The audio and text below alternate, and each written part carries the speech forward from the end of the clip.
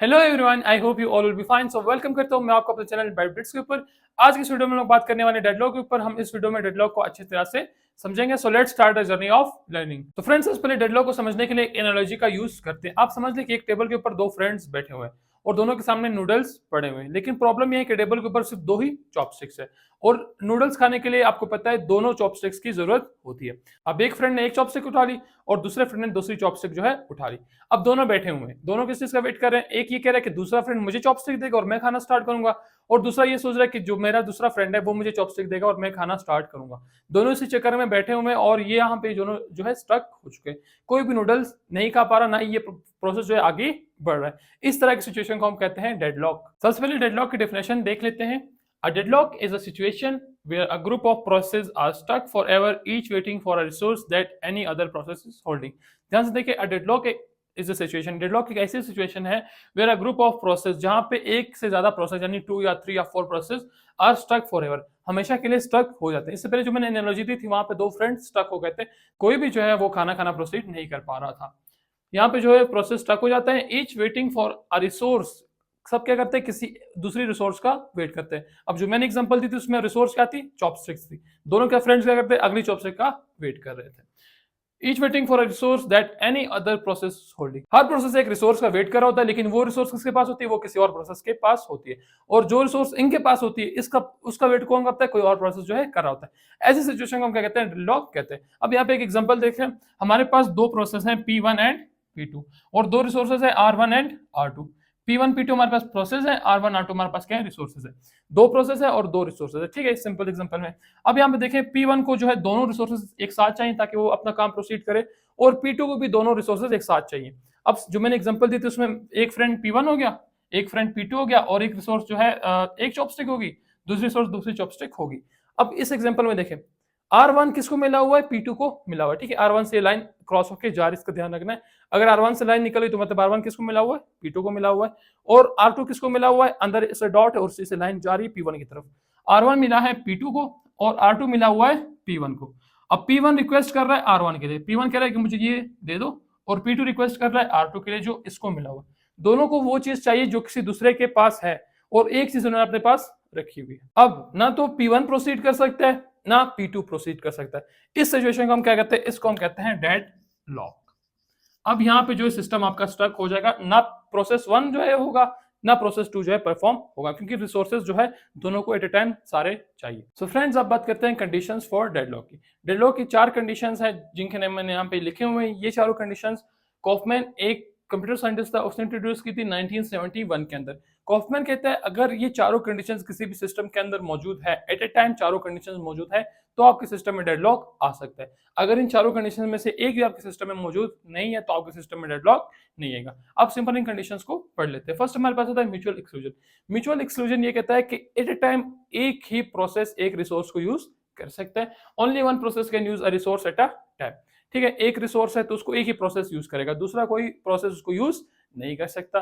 इससे एक simple example ले ले प्रिंटर की। प्रिंटर में आप क्या करते हैं, एट अ टाइम एक ही पेज प्रिंट हो रहा होता है या एक ही जो है डॉक्यूमेंट प्रिंट होने के लिए दिया होता है। आप मल्टीपल डॉक्यूमेंट्स एक सेम टाइम पे साइमल्टेनियसली एक प्रिंटर से प्रिंट नहीं करवा सकते। नेक्स्ट हमारे पास है hold and wait. Hold and wait का मतलब है a process holds a resource and waits for other. एक प्रोसेस है उसने एक रिसोर्स होल्ड की हुई है और दूसरे का वेट कर रहा है। सेम नेक्स्ट प्रोसेस ने भी एक रिसोर्स होल्ड की हुई है और अगले का वेट कर रहा है। पूरे सिस्टम में क्या चल रहा है, हर प्रोसेस के पास कुछ है और दूसरे का वेट कर रहा होता है। नेक्स्ट हमारे पास है नो प्रीएम्पशन। नो प्रीएम्पशन का ये मतलब है a resource can not be forcefully taken from a process. किसी भी प्रोसेस से फोर्सफुली कोई रिसोर्स नहीं छीन सकता। फॉर एग्जांपल दो प्रोसेस है P1 एंड P2, दोनों ने रिसोर्सेज होल्ड की हुई R1 R2। अब एक के पास R1 है एक के पास R2 है, तो प्रोसेस 1 प्रोसेस 2 से रिसोर्स नहीं छीन सकता, ना ही प्रोसेस 2 प्रोसेस 1 से रिसोर्स छीन सकता है। नेक्स्ट है सर्कुलर वेट। सर्कुलर वेट में क्या होता है, a circular chain of process exist each waiting for a resource held by the next. Multiple हमारे पास क्या है प्रोसेस है और सबने क्या किया हुआ है, एक एक रिसोर्स का होल्ड किया हुआ दूसरे का वेट कर रहे हैं। किस तरह से एग्जांपल है, यहाँ पे मेरे पास तीन प्रोसेस है, process A, process B, process C. Process A wait कर रहा है फॉर एग्जांपल किसी रिसोर्स के लिए जो बी के पास है, और बी वेट कर रही है एक रिसोर्स के लिए जो सी के पास है, और सी वेट कर रहा है एक रिसोर्स के लिए जो ए के पास है। अब ये तीनों प्रोसेस क्या कर रहे हैं, सर्कुलर वेट में लगे हुए हैं। हर एक किसी दूसरे प्रोसेस का वेट करे जब तक वो उस रिसोर्स को रिलीज ना कर दे, इसको कहते हैं सर्कुलर वेट। अभी आप एक चीज देखिए, जब तक आपके पास ये चारों मौजूद है एक ही सिस्टम के अंदर एक ही टाइम पे, तो तब क्या हो सकता है, डेडलॉक आ सकता है। अगर इनमें से कोई भी नहीं हो, फॉर एग्जांपल म्यूचुअल एक्सक्लूजन नहीं है, मतलब आपके पास एक प्रिंटर है जिसको मल्टीपल लोग यूज कर सकते हैं एट टाइम, आपने एक ऐसा प्रिंटर बनाया जिससे मल्टीपल पेजेस प्रिंट हो रहे हैं, या आपने प्रिंटर्स बढ़ा दी, पहले आपके पास एक प्रिंटर था फिर आपने 4-5 प्रिंटर लगा दी, तो अब ये क्या होगी, म्यूचुअल एक्सक्लूजन नहीं रही, मतलब मल्टीपल प्रोसेस एक ही रिसोर्स को एट अ टाइम यूज कर रहे हैं, तो डेडलॉक नहीं आएगा। सेम अगर म्यूचुअल एक्सक्लूजन मौजूद है, सारे के सारे मौजूद है सिवाय होल्ड एंड वेट के। होल्ड वेट में क्या है कि प्रोसेस तब तक किसी एक को होल्ड नहीं कर सकता जब तक वो उसके पास सारे के सारे मौजूद ना हो, तो अगर ये कंडीशन आपने यहां से हटा दी तो तब भी डेडलॉक नहीं आएगा।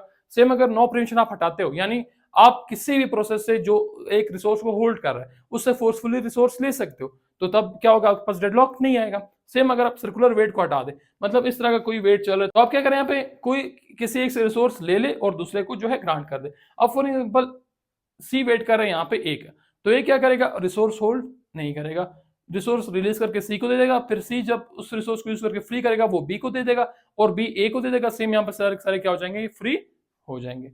रिसोर्स एलोकेशन ग्राफ, जिसकी शॉर्ट फॉर्म है RAG, वो क्या होता है, a visual way to represent processes and resources. Processes और रिसोर्सेज को अगर आपको किसी को शो करना है तो उसको विजुअलाइज करना है, तो उसके लिए क्या करते हो, आप यूज करते हो रिसोर्स एलोकेशन ग्राफ, ठीक है। इसमें सिंपल कुछ चीजें हैं कि आपने एक रिसोर्स किस तरह से रिप्रेजेंट करना है, एक प्रोसेस किस तरह से रिप्रेजेंट करना है, आपने एरोज किस तरह से ड्रॉ करने हैं और इंस्टेंसेस वगैरह किस तरह से ड्रॉ करने हैं। तो इससे पहले बात करते हैं अपने फर्स्ट पॉइंट की, circles are used to represent process. आप सर्कल का यूज करेंगे सिर्फ प्रोसेस को रिप्रेजेंट करने के लिए।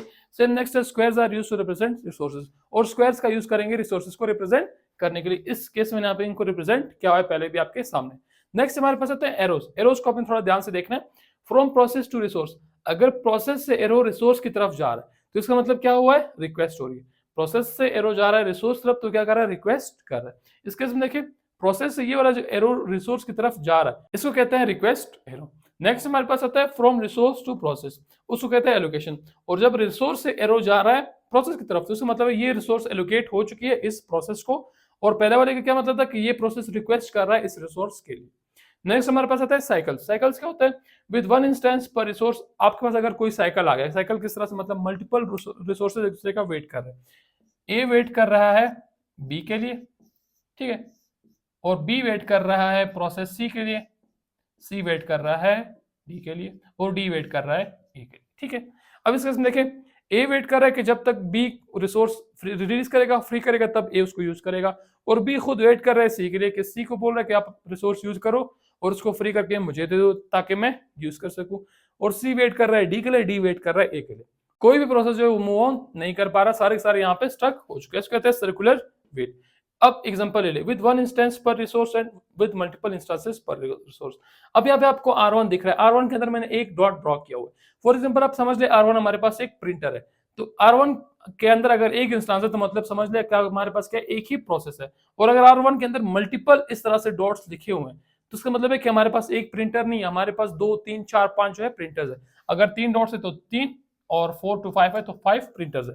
अब आपके पास अगर 5 इंस्टेंसेस है किसी भी रिसोर्स, मतलब आपके पास समझ ले आपके पास 5 प्रिंटर्स है इस केस में, तो क्या हो सकता है, डेडलॉक आ सकता है, मे बी और मे नॉट बी, हो सकता है डेडलॉक आ जाए या हो सकता है डेडलॉक ना आए। लेकिन अगर आपके पास एक ही इंस्टेंस है तो डेडलॉक आ सकता है। डेडलॉक के चांसेस जो है बहुत ज्यादा, यानी 100% तक हो जाते हैं। तो आप क्या कर सकते हैं, मल्टीपल इंस्टेंसेस रख सकते हैं। अगर आपके पास कीबोर्ड्स है या माउस या कोई भी ऐसा रिसोर्स है जो कंप्यूटर के अंदर आप यूज करते हो, रैम, हार्ड डिस्क वगैरह, उसके अगर आप मल्टीपल इंस्टेंसेस रखते हो तो आपके पास डेडलॉक आने के चांसेस कम हो जाते हैं। सो फ्रेंड्स, अगर आप लोगों को वीडियो अच्छी लगी तो वीडियो को लाइक एंड चैनल को सब्सक्राइब करना ना भूलिएगा। इस तरह की मल्टीपल शेड्यूलिंग एल्गोरिथम वगैरह की वीडियोस भी हम अपने चैनल पे अपलोड कर चुके हैं, आप उनको भी जाकर चेकआउट कर सकते हैं। सो मिलते हैं नेक्स्ट वीडियो में, तब तक के लिए अल्लाह हाफिज।